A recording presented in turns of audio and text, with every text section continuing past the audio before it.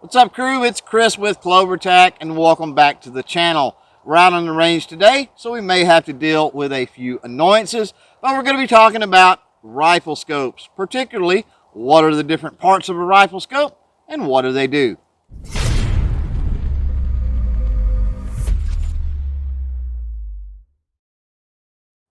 Now this Hawk 3-9 by 40 adjustable objective mil-dot reticle scope I have here is a great example to start with to show you guys the different parts and features of a scope. Before we get started, remember that there is a comment section below, so jump down there if you have anything to add to this conversation and share. Now you have three basic sections of a rifle scope. Closest to your eye is going to be the eyepiece section. Farthest from your eye is going to be the objective bail, and in the middle, the place where you put your scope rings there, it's going to be the tube. So let's start closest to your eye with this eyepiece section and talk a little bit about the components inside there. The first thing that you're going to have is a piece of glass. You're going to have a lens. That is the ocular lens. Now, obviously, you look through the ocular lens to use the scope, and that's where all of the light collected by the scope ends up being directed. And down there on the eyepiece, you also have an adjustment. That is an eyepiece adjustment, a focal adjustment for that optical lens. And since we're talking about the eyepiece, I think that I probably should mention eye relief as well. And the parts inside the eyepiece is what's going to dictate your eye relief. And what the eye relief is simply how far your eye can be away from that ocular lens for you to be able to see through that scope properly. Moving on to the tube section of the scope, it's important to point out that scopes come in varying diameters of tubes. The most common are probably going to be a 1-inch or 30 millimeter. I've seen stuff smaller than 1 inch, and I've seen stuff larger than 30 millimeter, but usually it's going to fall within one of those two measurements. And it's really important that you know your tube diameter, because when you're picking out your scope mounts, your scope rings, you're going to want the proper size. Now, you may be asking, what is the difference between a 1-inch and, let's say, a 30 millimeter diameter tube? Well, not a whole lot, to be quite honest. The larger the tube, the more light, obviously, that can be transmitted through that scope. Also, the more room you've got inside that tube. So when you're talking about adjustments as far as your turret goes, as far as your magnification lenses go, which we're going to talk about in just a second, that larger tube can allow for more adjustment. And obviously, you can jam pack more magnification lenses and that sort of stuff into a larger tube as well. Now, there's a lot of different components inside the tube of a rifle scope. The first thing we probably should talk about is an obvious one, and that is the crosshairs, or what's referred to as the reticle. Now, there's a lot of different reticle styles out there, and what you choose is totally going to depend on your preference.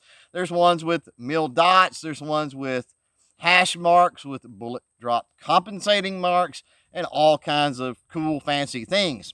Certain reticles are designed for specific use, specific caliber, and to make quick adjustments on the fly without actually having to adjust the scope itself. Now, there's two places inside a scope tube that a reticle can reside. You've got a first focal plane reticle and a second focal plane reticle. Keep that in mind. We'll talk about that here in just a second. Before we get to that, let's talk about the magnification lenses. So the light is collected on one end, it's run through the magnification lenses, which are in the tube, and projected onto the eyepiece in the back.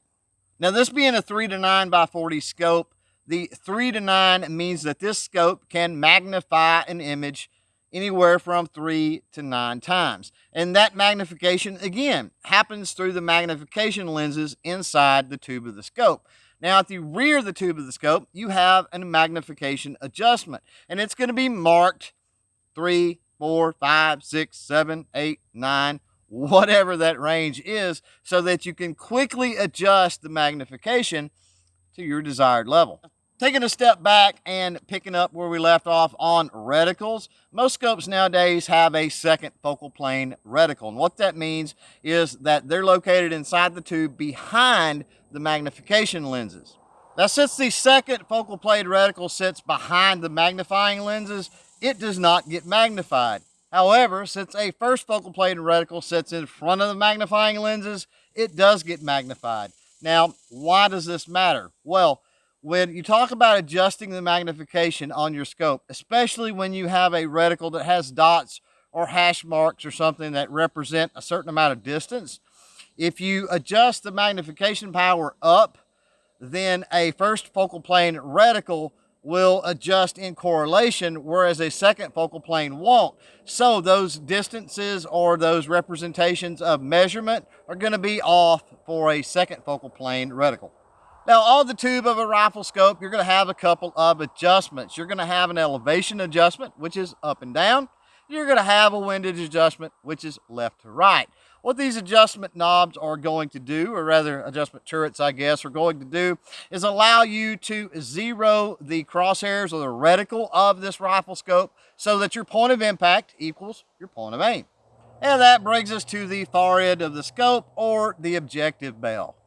Now, all rifle scopes are going to have an objective lens. That lens takes in all of the light, transfers all of that to the eyepiece in the back. Now, when you're talking about objective lenses, there are a lot of different sizes on the market.